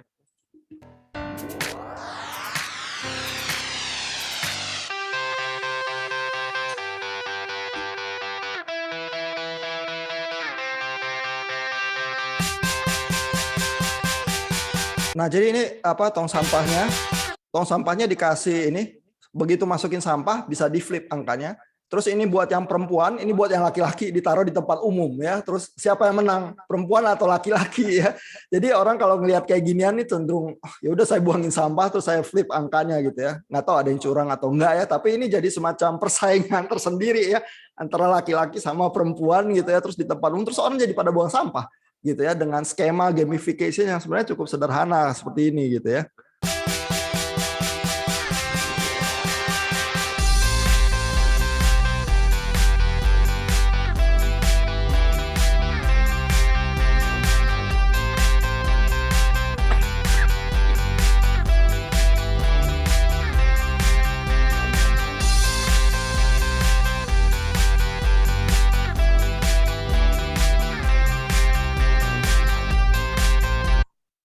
Ya, ini kayaknya imbang ya. Tapi tadi ada waktu di mana yang perempuan itu lebih banyak. Saya sih curiga wanita memang lebih telaten sih daripada laki-laki ya. Bahkan juga soal buang sampah. Ya, nah tapi ide-idenya seperti itu ya. Banyak ya ide-ide untuk gamification ya. Even juga buat dosen ya. Karena misalnya kalau dosen ngerjain project ya, terus projectnya gitu aja ya, polos. Pokoknya kamu project presentasi terus dapat nilai ya, A, B, C atau D gitu ya misalnya. Dibanding sama, oh ini kamu project ya, tapi setiap minggu kamu diadu ya, terus setiap minggu ada yang menang ya, tinggal tentuin aja kalau ada 4 kelompok, 2 kelompok setiap minggu menang gitu ya, 50% gitu ya, berarti ada yang kalah kan. Terus nanti di akhir semester saya hitung aja siapa yang menang paling banyak dia dapat A gitu misalnya. Nah itu gamification skemanya sederhana banget. Terus juga mungkin ngoreksinya lebih gampang ya, karena kalau ada 4 hasil atau 4 project, pilih 2 pemenang itu jauh lebih gampang misalnya daripada saya harus aspek ininya saya nilai, terus ini terus dia B atau A atau berapa, nilainya 50 atau 70 dan sebagainya. Kalau cuma pilih 2 pemenang, saya mencermati 30 menit saya udah bisa pilih ya. Oh, jelas yang ini lebih bagus daripada yang itu gitu misalnya ya. Jadi dari segi beban koreksi juga jauh lebih enteng, tapi kita menghadirkan gamification gitu ya yang sederhana ya. Dan terus dari sisi mahasiswa atau dari sisi anak-anak sekolahan ya, itu juga ada semacam, masa saya kalah terus ya setiap minggu ya, saya mau dong sekali-sekali menang lawan yang itu ya, coba minggu ini saya kerja lebih keras sedikit gitu ya, kayaknya nggak terlalu susah deh menang lawan dia itu nggak pinter-pinter amat juga gitu misalnya ya. Nah terus kalau ada motivasi internal yang semacam itu ya, tahu-tahu kualitas kerjaan itu meningkat dengan sendirinya karena efek gamification itu ya, tanpa guru atau dosennya itu terus harus marah-marah atau apa gitu ya, kamu jelek sekali proyeknya gitu ya, itu pun nggak menghasilkan motivasi untuk jadi lebih bagus kadang-kadang ya. Tapi gamification bisa ya, karena kalau saya amati ya, kalau saya main game bertarung itu ya, yang bikin saya mau main lagi ya adalah pada saat saya hampir menang. Bukan pada saat saya menang gitu. Kalau saya menang habis itu udah ini kerja dulu gitu ya. Tapi kalau saya gila kalah, tapi kalahnya tipis banget, kayaknya kalau saya coba lagi habis ini menang nih gitu misalnya. Nah itu yang bikin saya main lagi gitu ya. Nah website-website yang buat gambling ya, yang buat judi online itu mainin trik-trik kayak gitu juga ya. Jadi ya yang terjadi adalah biasanya pecandu gambling juga ya, kecanduan kalau menang itu ada suara yang khusus ya atau apa gitu ya. Itu yang paling klasik adalah main jackpot itu kan ya. Jadi kalau main jackpot, kalau menang ding ding ding ding ding ding ding terus uangnya gemerincing turun itu ya kalau di kasino di Las Vegas gitu ya. Nah, game-game yang di HP atau di website juga mainin cara-cara kayak gitu kan. Kalau menang dikasih hadiahnya itu ya, suara-suara, gambar-gambar apa. Kalau kalah payah gitu ya. Nah, terus yang bikin orang edik ya adalah hampir menang itu. Jadi kalau jackpot yang di online ya, ini muter jackpotnya bukan cuma 1 ya, tapi bisa 10 sekaligus gitu ya. Terus kan kebanyakan kalah, tapi bisa ada yang menang. Sengaja itu dikasih probabilitasnya supaya kita suaranya tetap dapat yang menang itu. Terus walaupun kalah kita rasanya menang, terus kita main lagi. Gitu. Nah jadi gamification itu powerful banget sebenarnya, dan semua trik-trik yang judi online itu mainin itu ya untuk kita terus stay gitu, walaupun udah bangkrut tetap aja main karena kita secara psikologis itu kayak dikasih gitu, yang kayak tikus nomor 34 itu ya, yang di strum otaknya terus seneng ya. Terus apalagi kalau dunia real kita itu rada stres, rada menakutkan, banyak masalah, ya udah kita stay terus deh di mainan kita itu gitu ya. Nah, tapi ini banyak peluang nih di sini, bisa positif, bisa negatif ya, tinggal kita belokin ke arah yang positif. Nah, ini satu konsep belajar yang kita sebenarnya dari tadi udah kita bahas sedikit ya. Ini nama psikolognya nama Csikszentmihalyi. Konsepnya konsep flow. Konsep flow itu ya adalah kalau orang bisa ngeflow itu kalau dia merasa tantangan itu bisa diselesaikan. Ya, jadi ini ada sumbu X ini adalah level skillnya orang, sumbu Y ini adalah level challenge-nya ya. Misalnya pengalaman saya kalau belajar musik itu ya, saya nggak jago amat musik ya, cuman saya pingin bisa main ya seringnya. Terus kan level skill saya sebenarnya low gitu ya, tapi itu kalau saya berpikir ya, ini kayaknya nggak gitu susah deh dari segi teori musik gitu ya. Nah, saya itu merasa level challenge saya itu cocok ya dengan yang saya pilih dengan level skill saya. Jadi kalau sebenarnya ya yang bisa ngeflow dengan hebat ya adalah musikus-musikus dunia yang jago sekali, terus mainin sesuatu yang sulit sekali ya tapi enak sekali gitu ya. Jadi skillnya high, challenge-nya high juga gitu ya. Ini ngeflow nih masuk ke dalam area itu ya. Kalau dia low ya skillnya, terus challenge-nya low juga, dia apatis ya. Misalnya kalau saya melihat bahwa musik itu ini ya, saya nggak bisa sama sekali, saya nggak bakat ya. Semua orang bilang saya nggak bakat ya, walaupun saya pingin bisa gitu ya. Terus abis itu saya dikasih mainan lagu yang nggak menyenangkan gitu ya. Aduh, challenge-nya rendah banget. Udah saya apatis. Ngapain lah belajar musik? Udah saya nggak bisa. Terus ternyata nggak menyenangkan gitu ya. Tapi kalau saya challenge-nya ketinggian gitu ya, saya challenge-nya musikus dunia, saya anxiety ya. Saya biasanya berusaha mengambil yang agak di tengah nih, yang worry gitu ya.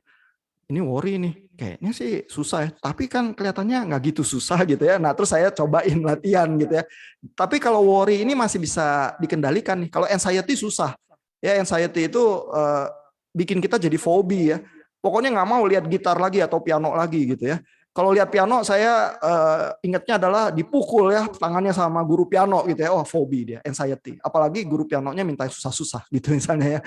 Nah jadi yang kita inginkannya adalah challenge sesuatu yang lebih tinggi sedikit dari skill. Nah itu bikin kita tuh bisa masuk ke area flow ya. Nah ini teori Vygotsky ini ya. Ini senada nih. Ya ini dia psikolog ini di dalam teorinya menjelaskan ya bahwa ada yang disebut dengan zone of proximal development. Jadi ada hal-hal yang kita dibiarinin sendiri udah bisa dengan sendirinya. Kebanyakan kalau anak kecil nggak bisa apa-apa ya sebenarnya ya. Jadi banyak area yang nggak bisa. Tapi ada yang bisa dengan sendirinya. Mungkin ada anak kecil yang bisa dengan mudah mengenali nada-nada ya. Ada ya yang sangat berbakat seperti itu ya.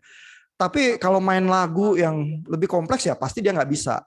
Nah, ada bagian banyak area di dalam proses belajar itu kita nggak bisa. Tapi kalau kita bisa masukin dia ke yang biru muda ini, kasih bantuan sedikit supaya dia rasa ini nggak gitu susah nih. Nah, di situ tuh bisa ada flow, terus di situ ada motivasi belajar yang diantara gitu. Jadi tugasnya guru atau orang tua atau dosen ya, itu bukan menyelesaikan seluruh problemnya anak-anak itu ya, tetapi membawa dia ke zona biru muda itu. Saya bantuin dia dikit gitu ya, supaya dia ada kerangkanya. Nah, habis itu dia yang mencoba nyelesain. Nah, dengan cara demikian nanti skillnya dia naik gitu. Ya, jadi jangan bikinin PR anak-anak ya, itu sangat merugikan gitu ya. Biarin aja dia susah-susah dikit ya, tapi ditanyain, kamu butuh bantuan nggak? Kalau kamu butuh bantuan, nanti dikasih bantuan ya. Kalau kita orang tua udah nggak bisa ya dicariin guru les atau apa gitu ya. Tapi jangan dibuatin ya. Nah terus bantuannya dikit aja, minimal aja supaya dia masuk ke zona biru muda. Abis itu dia bisa coba sendiri. Nah mencoba sendirinya itu yang sangat penting jadi ya. Nah itu sedikit teori psikologi ya. Ini ada cerita ya. Ini teman saya di Jerman. Teman saya laki-laki nikah sama orang Jerman perempuan ya. Jadi anaknya blasteran gini ya, cantik-cantik ya. Ini waktu saya mengunjungi dia tahun 2011 ya, udah 11 tahun yang lalu. Ini istri saya lagi gendong mereka. Yang besar ini umurnya 4,5, hampir 5 tahun. Yang kecil ini kembar, umurnya 2,5 tahun ya. Yang kita terkejut ya adalah waktu mengunjungi keluarga ini adalah di ruang tengah keluarga itu ada TV, TV-nya nggak pernah dinyalain. Ya, jadi teman saya itu bilang, TV-nya itu cuma kita nyalain kalau udah malam semua anak-anak udah tidur. Baru saya nonton TV kadang-kadang dan nontonnya cuma Jackie Chan doang, dia bilang gitu. Terus habis itu sepanjang hari nggak pernah dinyalain. Ya dan anak-anak itu nggak tahu TV itu buat apa. Pokoknya nggak pernah dinyalain aja gitu ya. Terus seluruh ruangan ini penuh mainan anak-anak. Jadi anak-anaknya tuh mainan-mainan real ya, bukan yang virtual. Ini sih 11 tahun yang lalu ya. Sistem HP yang 3G mulai ada gitu ya, tapi bukan smartphone kayak sekarang gitu ya. Nah tapi anak-anak ini terbiasa ya seperti itu, mainan yang real, TV nggak pernah dinyalain. Terus waktu kita makan bersama ya, ini teman saya masak buat kita semua ya, anak-anak itu duduk di meja makan.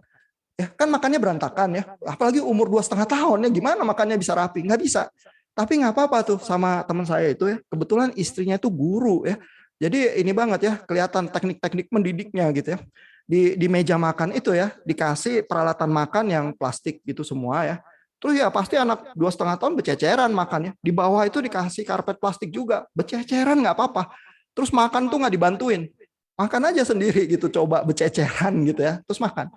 Ya, terus kalau dia udah kenyang gitu ya, dia harus minta izin sama orang tuanya. Saya udahan nih, saya mau meninggalkan meja makan, boleh nggak gitu. Terus dia baru dikasih, oh oke, boleh, kamu sekarang boleh main gitu ya. Baru dia main gitu. Kita berdua ya, saya sama istri saya itu amazed gitu ya. Gila, ini anak umur 4 tahun sama 2,5 tahun bisa gitu ya. Tapi yang terjadi adalah orang tuanya itu invest waktu dan invest kesulitan ya. Anak makan berantakan nggak apa-apa. Jatuh-jatuh nggak apa-apa, ntar kita bersihin ya. Terus kalau keluar rumah itu baik yang 4,5 tahun sama 2,5 tahun pakai kaos kaki sendiri. Kan di sana winter ya, agak dingin ya, harus pakai perlengkapan lengkap ya kalau mau keluar rumah jalan kaki gitu ya. Mereka pakai sendiri. Terus nggak dibantuin, biarinin aja dipakai sendiri. Lama-lama nggak apa-apa gitu ya. Terus kalau dia kesulitan kelihatan baru mau dibantuin nggak gitu. Kalau dia bilang nggak usah gitu ya, dia coba lagi sendiri, dibiarinin coba sendiri, lama-lama nggak apa-apa gitu ya. Jadi orang tuanya itu invest waktu betulan dan invest kesabaran betulan gitu ya, demi supaya anak-anak itu mandiri dan tahu ya, ini kehidupan saya tuh di dalam kontrol saya bisa melakukan hal-hal ini gitu ya. Nah jadi mungkin dunia kita setelah 11 tahun dari tahun 2011 itu agak beda ya, dengan challenge teknologi yang beda, tapi ini juga bukan orang tua zaman pertengahan ya, zaman modern juga, tapi bisa ya menerapkan hal-hal semacam itu asal ada persetujuan aja sama-sama orang tua gitu ya. Coba kalau misalnya suaminya nggak tahan ya, mau nonton TV siang-siang gitu ya, nggak bisa. Pokoknya suaminya tahan aja karena udah perjanjian tuh sama istrinya. Kita cuma nyalain TV kalau malam aja, kalau anak-anak udah tidur, sisanya nggak pernah nonton TV gitu. Anak-anak nggak tahu bahkan itu TV buat apa gitu ya. Biarin aja nggak apa-apa gitu ya. Nah jadi ada banyak hal yang kita bisa lakukan ya. Ini beberapa mungkin take away buat kita ya. Teknologi memang ada bahayanya, tapi bisa dipakai secara positif. Tinggal kita ngeramunya gimana ya. Bahkan gaming yang bisa mengakibatkan addiction bisa juga positif untuk pembelajaran. Tinggal juga kita secara kreatif meramunya gimana. Terus anak itu perlu bersentuhan dengan dunia di luar teknologinya ya. Jadi either lewat pendampingan atau lewat pembatasan. Ya, tapi orang tua atau guru memang harus invest waktu supaya ada tidak kehilangan relasi dengan dunia nyata dan dengan orang-orang di dunia nyata begitu ya. Nah, terus ini untuk pola pendidikan ya. Jadi banyak psikolog itu juga udah dengan berbagai teori menemukan ya. Paling tidak ada 3 cara mendidik ya, ada yang otoriter. Pokoknya kamu lakukan ya. Kalau orang tua udah bilang ini kamu lakukan. Ini otoriter, kebanyakan orang tua Asia tuh seperti itu ya. Ada yang mengabaikan. Ini kutub yang berlawanannya ya. Terserah kamu mau main apa, terserah kamu ini, pokoknya saya sediain, yang penting kamu nggak ganggu saya gitu ya. Nah ini mengabaikan ya, ini kutub yang berikutnya. Nah yang baik adalah yang otoritatif istilahnya. Itu artinya membuat boundaries, membuat batas-batas ya. Ada hal-hal yang nggak boleh dilanggar, ya. Ada yang boleh, ada yang nggak boleh. Tapi bukan otoriter ya, artinya nggak semua ditentuin. Anak itu tetap harus dikasih pilihan sedini mungkin lebih baik. Karena dia belajar juga membuat keputusan sendiri ya, dan melakukan hal-hal sendiri walaupun susah gitu ya. Tapi dikasih waktunya untuk berbuat kesalahan, untuk belajar gimana caranya pakai kaos kaki yang benar, makan yang lebih rapi gitu ya. Walaupun nggak bisa, dikasih kesempatannya gitu. Namanya juga anak-anak harus dikasih kesempatan gitu ya. Nah, jadi itu yang disebut dengan otoritatif. Nah, menjaga ya supaya kita ada di tengah, nggak jadi otoriter tapi nggak mengabaikan, itu mungkin yang agak susah ya. Kalau buat Asia kita cenderungnya otoriter. Kalau buat yang Western mungkin cenderungnya mengabaikan ya. Kita maunya ada di tengah, itu tuh yang lebih baik. Nah sampai di situ dulu, kita bisa ada diskusi atau pertanyaan lagi nih.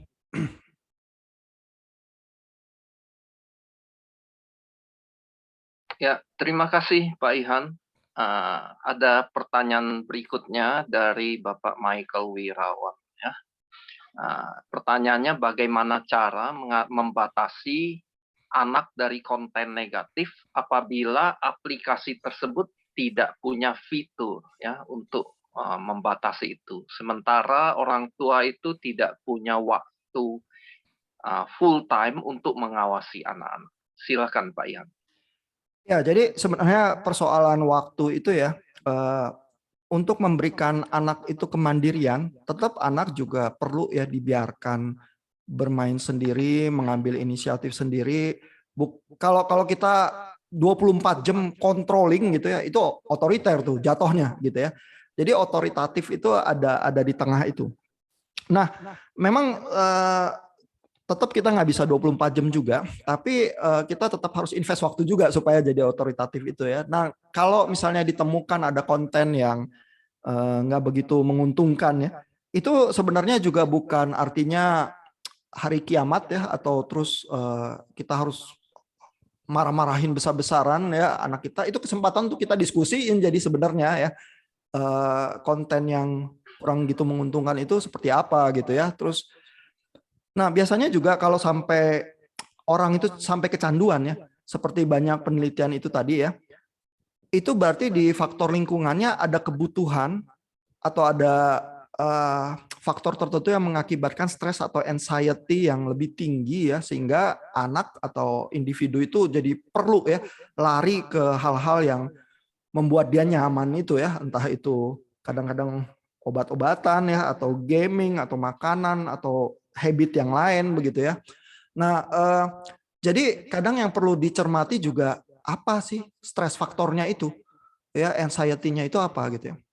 Karena ada pengamatan juga ya, misalnya tentara-tentara yang di medan perang dia kecanduan narkotika ya, karena medan perang itu kan ekstrim ya, situasinya hidup mati, menakutkan. Terus kalaupun perangnya nggak bentrok senjata, biasanya membosankan ya di camp gitu atau apa gitu ya.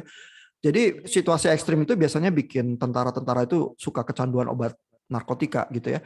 Tapi begitu dia dipanggil pulang ke Amerika gitu misalnya ya, terus dia bisa detox, terus bisa normal gitu misalnya. Jadi faktor lingkungan apa ya yang mengakibatkan misalnya kalau orang itu akhirnya adiksi gitu ya. Dan saya juga mengamati ya, misalnya kalau saya lagi skripsian atau harus nulis tesis, saya cenderung main gamenya mungkin lebih banyak gitu ya, karena ini skripsinya mandek nih, main game dulu 5 menit gitu, tapi mainnya setengah jam gitu ya. Terus kalau udah kalah melulu gamenya, udahlah balik skripsi lagi aja dulu gitu misalnya. Nah jadi ya memang skripsi, tesis, sekolah lagi itu bikin faktor stres itu meningkat ya. Terus tinggal kita amati dan kita coba kendalikan ya. Kalau kita dari kecil memang ada kebiasaan ya, controlling diri sendiri itu yang ditanamkan, diberikan kesempatannya oleh orang tua ya. Nanti kalau udah dewasa juga mungkin lebih bisa ya. Tapi kalau dari kecil kekurangan ya pengalaman-pengalaman itu ya, baik pengalaman flow-nya ya, yang menghadapi tantangannya lebih berat tapi mau coba lagi gitu ya, itu kan yang positif ya dari segi kecanduan ya, bahwa kita kecanduan belajar, kita kecanduan baca, kita kecanduan ngerjain PR gitu ya. Faktor negatifnya kita lari ya dari hal-hal yang positif itu, terus cari aspek menenangkan yang di otaknya terasanya sama tapi yang lain ya, pornografi, gaming, makanan dan sebagainya gitu. Itu sebenarnya fenomenanya mirip. Nah, cuman kita waktu kecil kita kesannya gimana gitu ya. Kalau belajar musik bikin PR itu menakutkan dan bikin stres, kita cenderung lari semua dari situ gitu. Tapi kalau itu bisa kita biasakan mandiri ya, nggak menghasilkan stres terlampau tinggi, mungkin stres-stres yang negatif itu juga nggak jadi terlalu memikat lagi gitu ya. Jadi buat orang tua bisa itu sih approach-nya ya. Kalau ada terindikasi anak-anak itu ada konten yang kurang gitu menguntungkan, diajak ngobrol ya. Terus diamati yang bikin dia stres itu apa, kenapa konten-konten itu jadi jauh lebih menarik daripada main sama temennya di dunia nyata gitu misalnya.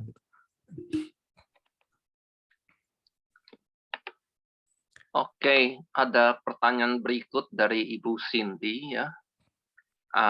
Pertanyaannya adalah tentang kalau orang tua sedang sibuk ya bekerja di rumah, atau ketika makan di luar, anak-anak sering dikasih gadget ya supaya tenang ya.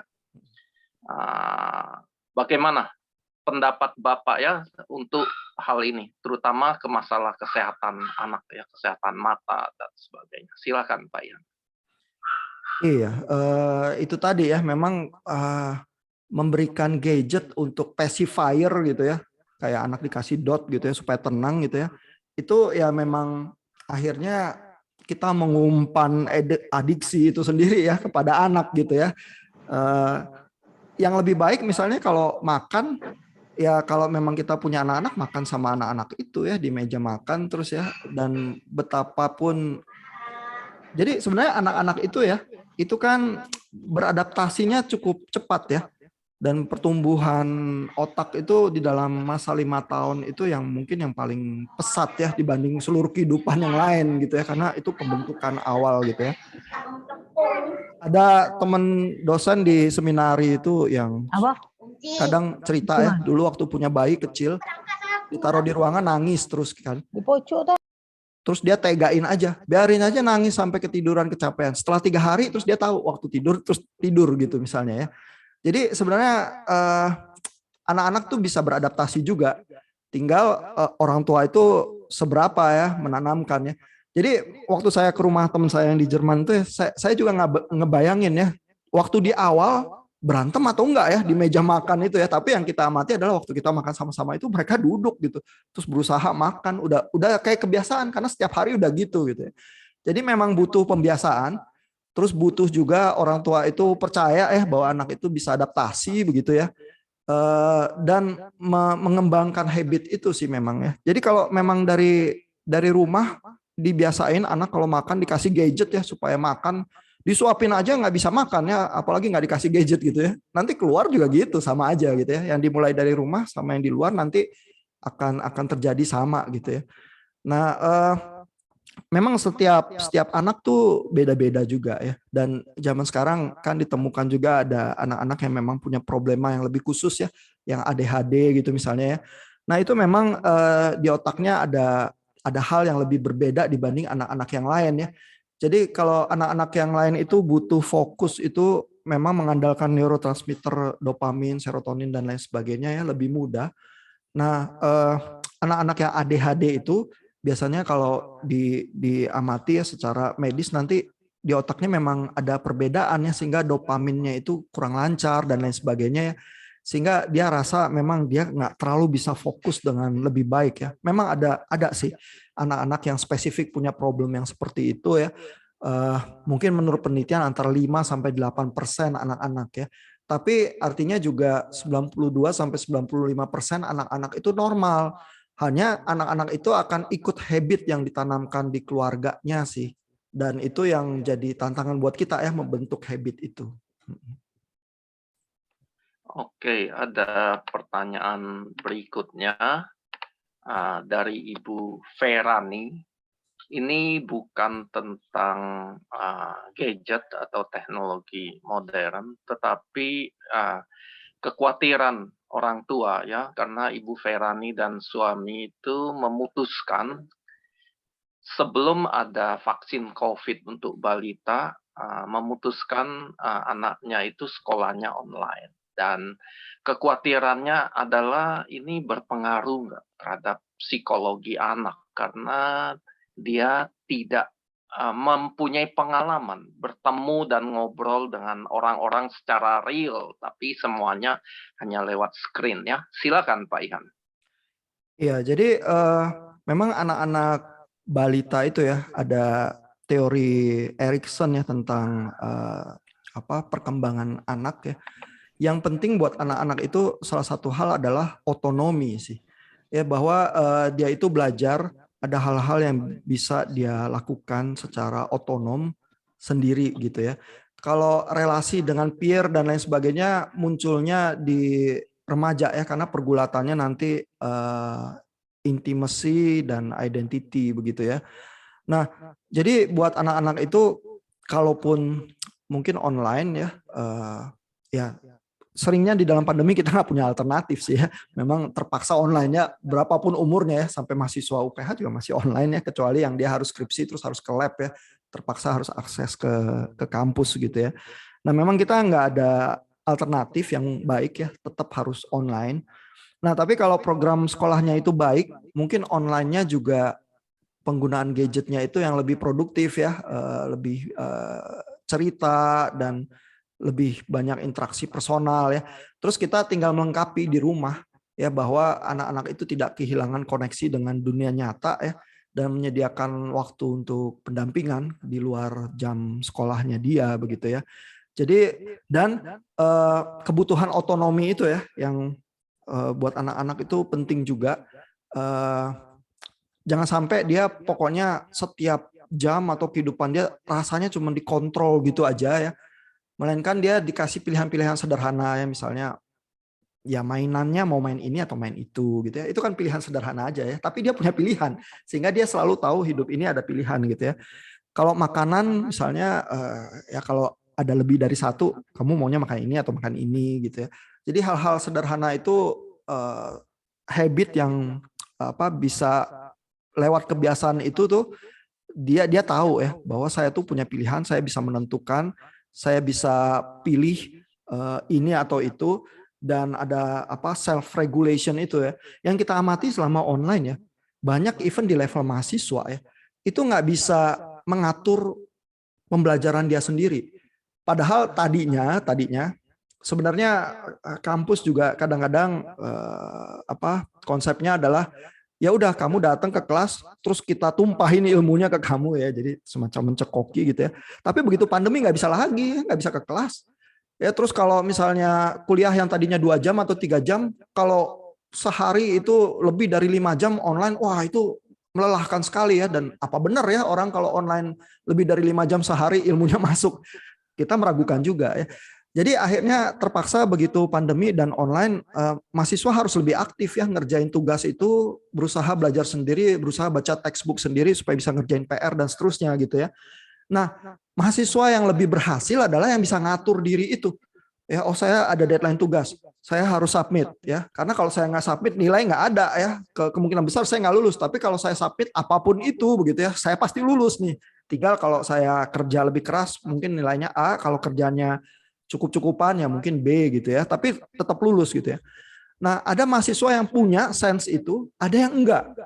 Kalau yang enggak dikejar sama dosennya pun nggak nyaut gitu misalnya ya. Jadi sama aja kayak anak sekolahan gitu ya. Padahal ini udah di level universitas ya. Nah, tapi itu mungkin pola didikan di keluarga ya, dan dari kecil kebiasaan yang dibentuk seperti apa ya. Dan kalau udah puluhan tahun kayak gitu mau dirubah seketika nggak bisa begitu ya. Dan pandemi ini nggak memberikan kita waktu ya untuk kita melakukan adaptasi itu, tiba-tiba harus hidup dalam realitas itu aja nih, hadapin gitu ya. Terus kita baru merasakan ya eksesnya sih. Gitu. Oke, terima kasih Pak Ihan. Ada pertanyaan terakhir karena waktu sudah 10.34 ya. Pertanyaan terakhir dari Ibu Nuril ya. Bagaimana orang tua menyikapi di mana orang tua ingin membatasi penggunaan gadget, tapi anak itu berada di lingkungan di mana teman-temannya bermain gadget semua ya. Gimana pilihan orang tua, sikap orang tua untuk kondisi semacam ini? Iya ya, peer pressure itu memang susah ya. Memang harus ini ya, harus dimulai dari rumah ya kembali ya. Saya juga punya teman tinggalnya di Singapura ya. Sekarang udah kuliah anak-anaknya, tapi waktu anak-anaknya kecil ya, terus kalau kita keluar bareng, anaknya bawanya buku, gitu ya. Karena screen time-nya dibatasin juga di rumah gitu ya. Terus ya udah kita kalau teman-teman ngobrol ngopi bareng, oh anaknya buka buku dia apa. Terus sampai gede ya gitu ya, kebiasaan tetap baca buku itu jadi ada ya, karena mulainya dari rumah gitu ya. Nah saya juga nggak tahu ya di rumah itu bergulatnya seperti apa ya, sampai pokoknya kalau kita keluar bareng anaknya bawanya buku gitu ya. Sementara ya anak lain pakai gadget dan lain sebagainya juga gitu ya. Jadi kebiasaan di rumah itu ini sih ya sangat powerful ya, membentuk kita ya. Tinggal kita membentuk culture-nya gimana ya, dengan persetujuan orang tua ya, antara suami sama istri, terus membentuk budaya itu di rumah gitu ya. Nah, apakah gadget semata-mata buruk juga terhadap kebiasaan baca? Mungkin enggak juga ya. Cuman bahwa ada perubahan juga iya ya, diamati oleh berbagai penelitian juga ya. Jadi kalau kita biasa baca di gadget ya, kita tuh biasa berusaha secepat mungkin dapetin informasi skimming gitu ya. Jadi bacanya itu baca ringan yang nggak detail tapi cepat. Karena kebanyakan informasi di online juga seperti itu ya. Informasinya kayaknya banyak anginnya. Terus intinya tuh dikit ya, kalau kita kena kalimatnya itu atau apa judulnya itu sudah selesai, nggak ada informasi tambahan yang lebih mendetil, yang lebih bermakna gitu ya. Nah kalau baca buku tuh lain. Terus kalau kita baca bukunya skimming ya, kadang-kadang kita perlu baca lebih detil lagi kalau untuk kebutuhan yang lebih akademis gitu ya. Nah, saya mengamati diri saya sendiri juga kalau baca buku sekarang jadinya seringnya skimming karena seringnya baca paper online juga gitu ya. Jadi kadang-kadang tapi kalau udah dewasa dan biasa baca ya, dia bisa mengadjust gaya bacanya dia. Jadi dia bisa bilang bahwa oh ini sekarang saya skimming dulu materialnya, tapi nanti kalau saya butuh saya baca detil lagi. Terus dia pisahin materialnya. Yang ini kayaknya saya perlu baca detil lagi, yang ini rada sampah, saya baca sekali udah cukup, saya buang gitu misalnya ya. Nah kalau dia nggak punya skill baca yang berlapis gitu, nanti dia semua materi dia bacanya skimming, terus dia informasinya sebenarnya rada dangkal gitu. Jadi tetap diperlukan juga sih kebiasaan baca buku itu ya. Dan kalau anak-anak bisa dari kecil itu nggak takut sama buku ya, terus senang juga baca buku, bisa ngeflow gitu ya, ditinggal nggak pakai gadget tapi pakai buku tuh bisa gitu. Nah itu mungkin keuntungan ya buat para orang tua. Oke, terima kasih Pak Ihan. Mudah-mudahan menjawab pertanyaan dari Bapak Ibu semua. Di chat ada informasi atau link ya mengenai absensi dan kuesioner. Mohon Bapak Ibu mengisinya. Nanti yang mengisi itu akan dikirimi sertifikat oleh panitia ya. Saya kira waktunya sudah habis ya. Kita sudah jam 10.38 dari tadinya sampai 10.30 ya. Banyak hal yang kita pelajari dari pemaparan Pak Ihan ya, bahwa teknologi itu sebenarnya bukan musuh, tapi harus dimanfaatkan dengan hati-hati, dengan bijak ya.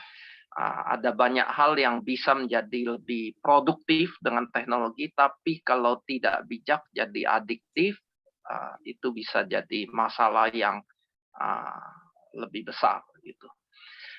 Saya mengundang Bapak Ibu semua untuk memberikan semacam applause online untuk Pak Ihan. Kita mengucapkan terima kasih untuk Pak Ihan ya.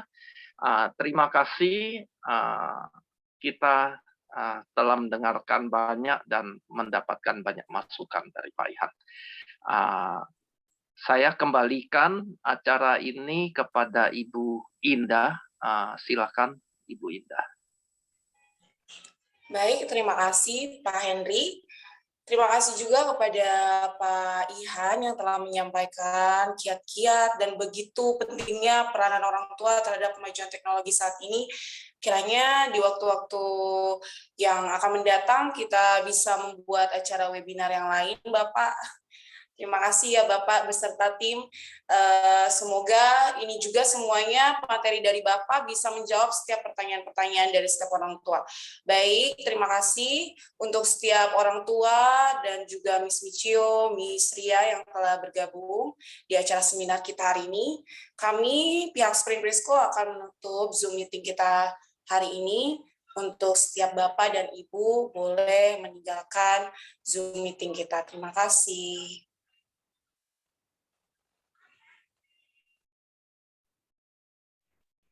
Terima kasih. Terima kasih. Selamat siang. Selamat siang. Terima kasih Pak Ihan, terima kasih Pak Henry, terima kasih Miss Nita, terima kasih semuanya. Thank you. Terima kasih. Thank you ya. Terima kasih semuanya Pak Ihan, Pak Henry dan semua tim. Selamat pagi. Terima kasih. Terima kasih. Saya izin live meeting ya. Ya Pak, silakan.